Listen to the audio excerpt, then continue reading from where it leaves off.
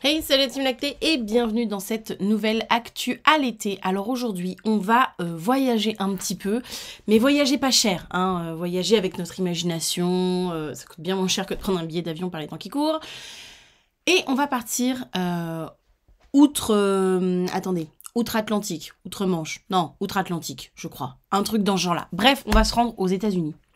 Mais avant d'aller plus loin, avant d'embarquer sur R à pas de moi, eh bien, je vous propose de vous abonner, ce qui est l'équivalent de la ceinture de sécurité, et pourquoi pas d'enclencher la petite cloche, ce qui est à peu près l'équivalent finalement du plateau repas qui passe entre les rangées. Voilà.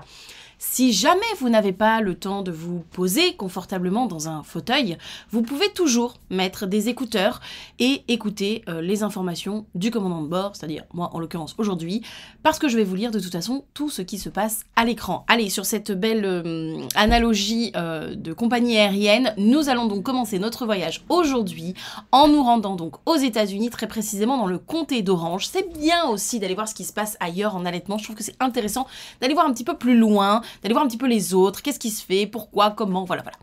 On a donc le docteur Tara S. Williams qui veut améliorer les taux d'allaitement dans le comté d'Orange. J'aime bien parce que déjà on est dans la même optique, c'est-à-dire augmenter les taux d'allaitement. Oui, nous allons avoir un bruit de rotophile derrière. Aujourd'hui c'est comme ça, allez, et vous savez quoi, c'est le printemps, on en profite. Donc, on nous dit la pédiatre Dr Tara S. Williams, lauréate 2023 du prix Brookhart pour l'équité en matière de santé du département de la santé de Floride dans le comté d'Orange, a pour mission d'améliorer les taux d'allaitement dans le comté d'Orange. Williams, professeur agréé clinique de pédiatrie au collège de médecine de l'université de Floride centrale, est pédiatre et spécialiste de la médecine de l'allaitement depuis plus d'une décennie et est membre exclusif de la section sur l'allaitement de l'American Academy of Pediatrics. Notons toujours cette magnifique accent anglais. Pediatrics, hein, on va éviter de le faire avec l'accent, finalement ça ne passe pas, il voulait pas. Elle s'est dite particulièrement préoccupée par les faibles taux d'allaitement chez les femmes à faible revenu et appartenant à des minorités du comté. Effectivement, vous le savez, tous les ans, je vous fais un petit post sur Insta sur l'allaitement. Tous les ans au mois d'août, il y a la fameuse semaine de l'allaitement des femmes noires. C'est effectivement une semaine qui est très spécifique. Elle est un petit peu à part de la semaine mondiale de l'allaitement de manière générale. Tout simplement parce qu'il y a des spécificités. Il faut savoir que, par exemple, dans les maternités, alors j'ai plus les taux en tête exactement, c'est écrit sous les posts à chaque fois, mais on va plus avoir tendance à proposer un complément alimentaire, un complément de lait industriel à des femmes métissées, racisées, qu'à des femmes européennes, par exemple. Donc, il y a une vraie disparité au niveau de l'accompagnement en fonction tout simplement de l'origine ethnique des parents allaitants, et à mon sens ça ne devrait d'ailleurs pas exister. Je ne comprends pas pourquoi. Enfin, il y a forcément enfin, je ne comprends pas pourquoi, si, parce que je me suis un petit peu intéressée à cette histoire-là à chaque fois que je vous fais un petit post tous les ans. Et effectivement, de par le passé, on se traîne encore des casseroles du passé qui font qu'il y a cette disparité-là. Mais, à mon sens, c'est quelque chose qui ne devrait même plus exister en réalité. Donc, effectivement, je comprends qu'elle veuille faire augmenter les taux d'allaitement dans sa région, on peut dire, dans son comté, et qu'en plus de ça, elle se penche sur l'accompagnement et l'allaitement des petits bébés d'origine ethnique différente. Parmi les bénéficiaires du programme Femmes Nourrissons Enfants, pour les familles à faible revenu, les données de mars du FDO Orange County indiquent 8,5% de nourrissons noirs, 13% de nourrissons asiatiques et 15% de nourrissons hispaniques et 20% de blancs. Les nourrissons sont exclusivement allaités pendant au moins 6 mois selon le porte-parole Kent Dohanu. Malgré les efforts continus du service de santé local et d'autres organisations, les femmes noires souffrent d'un accès insuffisant aux soins prénatal et postnatal et leur bébé ont généralement de moins bons résultats. Dans le comté d'Orange, les bébés noirs sont 2 fois plus susceptibles de mourir avant l'âge d'1 an que les bébés blancs, selon les données de l'État de 2021. C'est quand même assez dramatique de se dire qu'il y a une telle disparité dans la prise en charge de soins et dans l'accompagnement qu'on en vient à des choses dramatique où on voit qu'effectivement il y a des décès de bébés qui sont plus élevés selon l'ethnie de laquelle ils sont issus, quoi. Moi, je trouve ça vraiment terrible. Je vous invite à, pour comprendre un petit peu certains aspects de l'allaitement chez les femmes métissées, je vous invite à revoir le live qui est sur mon Instagram avec le Dr Kadiouf qui est pédiatre à Dakar et qui nous éclaire vraiment plein de points culturels qui peuvent aussi expliquer cette disparité. Alors, tant dans les soins, mais aussi parce que ça se cache dans beaucoup de mythes, beaucoup de croyances encore que peuvent avoir certaines populations. On a les nôtres, on sait qu'on n'a pas tous les mêmes croyances et les mêmes accompagnements parentaux, qu'on soit en Asie, qu'on soit en Afrique, qu'on soit en Europe, qu'on soit aux États-Unis, qu'on soit en Haïti, qu'on soit... Voilà, on a vraiment des choses en Caraïbes, etc. On a vraiment des croyances, des histoires qui se sont transmises à travers le temps et qui sont encore véhiculées beaucoup par le docteur Kadiouf, parle des grands-mères finalement, hein, mais on a les nôtres aussi, hein, parle des grands-mères qui vont mettre leur grain de sel et qui vont voilà, dire oh, mais non, on fait comme ci, on fait comme ça, et avec j'allais dire un respect de la parole des anciens qui est peut-être plus important encore que celui que nous on peut avoir, en tout cas j'ai envie de dire en France, pour me contenir que à cette partie-là de ce vaste monde sur lequel on vit, dans lequel on vit. Mais effectivement, ça peut expliquer en partie aussi que ces désavantages entre ethnies peuvent aussi venir de choses, d'histoire avec un grand H, hein, donc vraiment, on remonte, d'histoire, de culture, de croyances, de mythes qui se véhiculent encore aujourd'hui et qui font que on observe de telles aussi disparités. Pas que dans les soins, c'est ça ce que je veux dire. Enfin, du moins, on peut pas mettre tout sur le dos des soignants, c'est ça ce que je veux dire. Elle sait qu'il peut être difficile d'allaiter tout en travaillant à temps plein. La maman n'a pu allaiter exclusivement qu'un seul de ses 5 enfants jusqu'à l'âge de 6 mois. La norme recommandée par l'Organisation mondiale de la santé et l'American Academy Pediatrics, selon les Centers for Disease Control and Prevention, seulement un nourrisson sur 4 aux États-Unis est allaité exclusivement jusqu'à 6 mois. C'est extrêmement peu. De mémoire, c'est même moins qu'en France. En tant que mère d'une famille où personne n'avait été allaité, je ne l'ai pas vu, personne autour de moi n'avait allaité, c'est définitivement un combat, a-t-elle déclaré. L'école de médecine puis la résidence, elle n'était pas structurée pour soutenir les mères qui travaillent. J'ai envie de vous dire que ici c'est pareil, hein, quand on voit la disparité de formation qu'il y a entre les différents professionnels et les différentes personnes qui souhaitent se former à l'allaitement. D'ailleurs c'est pour ça hein, que j'ai sorti ma formation, parce que j'aimerais vraiment avoir une uniformité de formation, de savoir entre les différentes intervenants qui peuvent graviter autour de la mère allaitante, des parents qui allaitent, des familles qui souhaitent allaiter. Donc vraiment... c'est vraiment un des moteurs qui m'ont poussé à monter ma formation. Si vous voulez des infos, je vous mettrai le lien en barre de description. Elle continue. Dans le monde médical, il y a peu d'universitaires et de chercheurs en allaitement. La conseillère en résidence en pédiatrie de Williams lui a dit, lorsqu'elle était à l'école, et qu'elle voulait poursuivre un projet en allaitement. Pourtant, Williams a quand même plongé sur le terrain. Elle est passionnée par le fait qu'il est plus facile pour les autres mamans de réaliser ce qu'elle n'a pas pu. L'allaitement offre des avantages que la formule, comprenez le lait infantile, ne peut pas entièrement reproduire.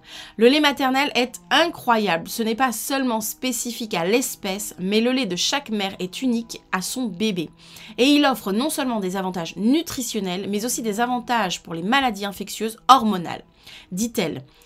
Et même si nous voulons nous assurer que nous avons des choses sûres à offrir aux bébés qui pourraient ne pas être en mesure d'obtenir le lait de leur mère pour une raison quelconque, le lait maternel ne remplace... Alors le lait, infantile, c'est parce qu'ils ont mis un mot qui n'est pas légal. Le lait infantile ne remplace pas le lait humain, le lait maternel. Williams, professeur agréé clinique de pédiatrie au Collège de médecine de l'Université de Floride centrale, est pédiatre et spécialiste de la médecine de l'allaitement depuis plus d'une décennie. Donc là, on nous rappelle un petit peu ces faits d'armes. De nombreux facteurs jouent un rôle dans les disparités raciales en matière de santé. Mais une façon d'aider pourrait être de s'attaquer au taux d'allaitement lamentable dans les communautés minoritaires, a déclaré Williams. Il est particulièrement important pour les bébés qui ont un faible poids à la naissance ou qui ont des malformations congénitales, les causes les plus fréquentes de décès infantiles. Il n'y a aucun moyen de dire que A est égal à B ou que A cause B. Mais nous savons que le lait maternel exclusif, l'allaitement direct et en particulier, est extrêmement bénéfique pour les nourrissons humains. Et nous savons que l'allaitement maternel exclusif réduit et fait considérablement le risque de mortalité infantile, a déclaré le professeur Williams. Williams a récemment postulé aux côtés de FDO Orange pour une subvention fédérale du CDC, donc c'est le truc de santé qu'ils ont là-bas. Entre autres objectifs, elle espère travailler avec le FDOH Orange pour aider les hôpitaux locaux à faire tout leur possible pour promouvoir l'allaitement, éduquer les professionnels de la santé et relancer les groupes de soutien à l'allaitement en personne. Le comté d'Orange propose actuellement des cours d'allaitement virtuels pour les femmes enceintes et les nouvelles mères. Dans son programme WC, ils auront des nouvelles sur la subvention en septembre. On voit vraiment que ce soit finalement ici, parce que ce paragraphe-là, j'aurais pu lire la même chose pour la France, vraiment. Il y a encore énormément de travail à faire autour de l'allaitement. Alors ici, on est une chaîne où on parle, on vulgarise l'allaitement vraiment en permanence. Mais donc on a le nez dedans. On a le nez dedans et on s'en rend presque plus compte. Mais quand vous accompagnez, moi je coach des parents allaitants, hein, des familles qui ont choisi l'allaitement, et quand vous accompagnez comme ça des familles, vous vous rendez compte que les familles dont c'est le premier enfant, qui n'avaient jamais entendu ça avant, qui n'avaient jamais eu d'exemple autour d'eux avant, etc., parce que l'exemple, mine de rien, on le sous-estime beaucoup, hein, qui n'avaient jamais eu d'exemple avant autour d'eux, et ben on s'aperçoit que c'est à ces moments-là où je prends du recul et je me dis « Oh, mais en fait, il y a encore grave du boulot, il y a gavé de travail, c'est encore... » immense, c'est encore colossal tout ce qu'il y a à faire. Même moi qui ai monté une formation, parce que vraiment je rêve d'une uniformité de savoir en France, je me dis mais je fais rien, je suis une goutte d'eau dans l'océan, c'est tellement... c'est simple, c'est aussi grand que l'échelle humaine, enfin je veux dire c'est aussi grand que le nombre d'habitants que l'on est sur Terre, et on se compte en milliards, hein, donc c'est un travail vraiment qui est... Je mourrais, il y aura encore du boulot, quoi, les gars, hein, vraiment. Hein. Donc c'est bien qu'on soit beaucoup à parler d'allaitement, vraiment. Les défis auxquels nous sommes confrontés en tant que médecins et que nous recevons très peu de formation sur l'allaitement. Voilà, les choses sont dites, que ce soit du côté des États-Unis ou que ce soit ici en France, les médecins reçoivent très peu de formation sur l'allaitement. Mais ce n'est pas la base de leur formation, j'ai envie de vous dire. Les médecins, ils sont là pour soigner des maladies, donc ils sont formés aux maladies. Et heureusement, d'ailleurs, ils font ça très bien. Mais du coup, ils ne sont pas nécessairement formés à l'alimentation de manière générale. Alors oui, ils ont un peu de cours, attention, hein, mais ça vaut pas toute la formation, par exemple, que va avoir une diététicienne. Oui, ils vont être un peu formés à l'allaitement. Et encore, ils sont formés à l'alimentation infantile. Très petite subtilité, mais très importante. Ils sont formés à l'alimentation infantile. Donc, autant un peu de lait humain que beaucoup de lait infantile. Donc le souci, c'est que heureusement qu'il existe après des professionnels comme les facilitatrices d'allaitement, comme les sages-femmes, comme les puères, comme les infirmières qui sont formées aussi en allaitement en plus de leurs études. C'est-à-dire qu'elles ont pris ce temps-là pour se former en plus de leurs études et au moins elles ont un bagage en plus, mais... C'est une formation que les professionnels de santé, médecins traitants, pédiatres, sages-femmes, puères, oxy, etc. sont obligés de faire en parallèle de leurs études. C'est-à-dire qu'ils doivent faire ce travail supplémentaire. Ce n'est pas inclus dans leurs études, ou extrêmement peu. Donc ça demande du temps, ça demande de l'investissement financier, ça demande parfois des sacrifices de famille, ça demande parfois de replonger dans ces études. Il y a des gens qui n'ont pas envie, après X années d'études, de remettre le nez dans les études. Et c'est tout à fait compréhensible aussi. Donc... c'est un investissement qui fait aussi que y a des disparités de savoir. Et ce serait bien que tout ça se soit uniformisé. Cela s'est amélioré depuis que j'étais étudiante en médecine et résidente, mais ce n'est certainement pas au niveau où il devrait être, a déclaré Williams. Il y a encore beaucoup de médecins en exercice qui donnent essentiellement des informations erronées. Et bah oui, en plus si c'est des vieux de la vieille qui n'ont pas voulu se former, alors là c'est foutu.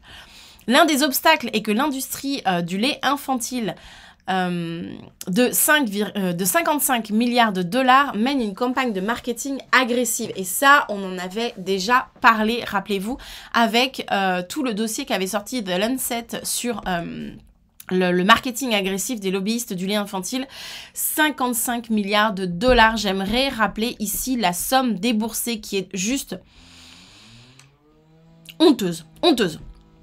Pour faire de la propagande. À ce stade, c'est vraiment de la propagande. C'est même plus du marketing pour des produits. Alors, certes, dont on peut avoir besoin. Certes, pour X ou Y raison, on peut en avoir besoin. Et heureusement, on vit dans une société où on a le choix. Mais ce n'est pas le produit qui devrait être mis en avant. Non, pas dans l'alimentation infantile. On devrait avoir des spots de pub sur l'allaitement. On devrait avoir des spots de pub au même titre que parfois, à certaines périodes de l'année, on a des spots de pub pour le dépistage du cancer du sein. Eh ben, on devrait avoir des spots de pub pour la sensibilisation à l'allaitement. Et pas des spots de pub sponsorisés pour du lait infantile, du lait industriel. Non, c'est pas non, c'est pas la logique. C'est pas la logique. Même si on ne dénigre pas qu'on peut avoir besoin de ces produits, d'accord? C'est pas ça le propos. Qui fait du lait maternel une option tout aussi attrayante que du lait qui fait du lait infantile une option tout aussi attrayante que le lait maternel. Selon une série de 3 articles par des chercheurs de l'Organisation mondiale de la santé publiés dans The Lancet en février. On en avait parlé, je vous propose de remonter sur le fil d'actualité des vidéos à la suite de celle-ci et vous allez la retrouver. Si le lait maternel coûtait de l'argent, tout le monde serait dans le train en marche. Et effectivement, si c'était quelque chose de rentable, croyez-moi, alors là, on en aurait des spots de pub. Ce qu'il y a, c'est que ça, entre guillemets, ce qui est assez faux d'ailleurs, entre guillemets, le lait humain est gratuit. Alors, oui, le lait humain en tant que tel est gratuit. Mais les marketeurs arrivent à nous faire croire qu'on a besoin de tellement de choses, et des coussinets, et des crèmes, et des coussins d'allaitement, et des machins, et les tirelets, et les trucs, et les coupelles, et les colliers, et les vêtements, que du coup, il y a un business autour, les gars. Allez-y, développez ce business. Et soutenez l'allaitement. Vous voyez ce que je veux dire?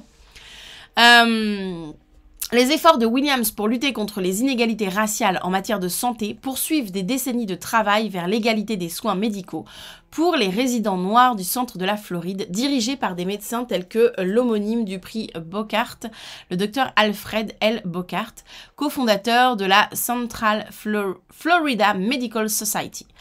Bocart est décédé en 2014 et devenu médecin à Orlando dans les années 1960 dans le premier hôpital noir de la région connu aujourd'hui sous le nom de Guardian Care Nursing and Rehabilitation Center. À cette époque, les médecins noirs n'avaient pas le droit d'exercer dans les hôpitaux d'Orlando. Oui, il y a une très bonne série qui reprend ce fait. Alors, à voir selon vos valeurs et vos principes, mais c'est The Master of Sex, je crois, qui revient sur les premières études qui ont été menées sur l'orgasme, comment mesurer l'orgasme chez un homme autant que chez une femme. Bref, ils reviennent comme ça sur la médecine qui a donné lieu maintenant au métier de sexologue, etc. Et on y voit effectivement des jeunes médecins en résidence noirs et on voit la façon dont ils sont traités, voire même la façon dont ils ont du mal à avoir accès aux études. Et il y a vraiment... cette série m'avait marqué pour ça, cette différence de traitement qu'on voyait à l'époque, même si on accédait aux études en tant que personne métissée, personne racisée, et ben en fait, on était très très maltraités, on était très déconsidérés, même dans les observations médicales que l'on faisait, pourtant on avait les mêmes cours que les autres, enfin, et on était très déconsidérés, et... si vous voulez pas aller au bout de la série, regardez juste les premiers épisodes, parce qu'au final, voilà, on n'y voit rien, attention. Mais c'est... ouais, la façon dont ils sont traités, ça m'avait choquée. Je me souviens de cette série-là, je sais pas pourquoi, dans cette série particulièrement, ça m'avait choquée. À l'hôpital Orange Memorial aujourd'hui, centre médical régional d'Orlando, les femmes noires ayant des bébés ont été placées à côté d'hommes atteints de tuberculose. Super les gars. Bien que les différences dans les soins maternels ne soient plus aussi manifestes, cet héritage de discrimination est en grande partie la raison pour laquelle les mères et les bébés noirs ont encore de moins bons résultats médicaux aujourd'hui. Nous avons du travail à faire, a déclaré Williams. Alors, cet article était long. Moi, j'aimerais savoir si vous faites partie